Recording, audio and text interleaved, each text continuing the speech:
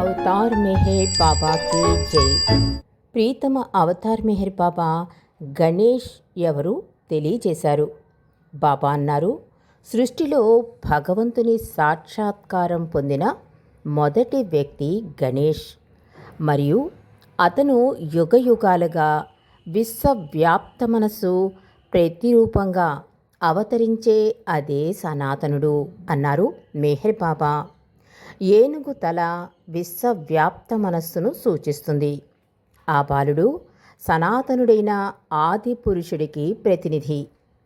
ఏనుగు తల సూచించే మానవ జాతి యొక్క సహజమైన మరియు అసహజమైన సంస్కారాల భారం అతను తప్పనిసరిగా మోయవలసి ఉన్నప్పటికీ అతని చిన్నపిల్లవాడి శరీరం సృష్టి యొక్క స్వచ్ఛతకు ప్రతీక.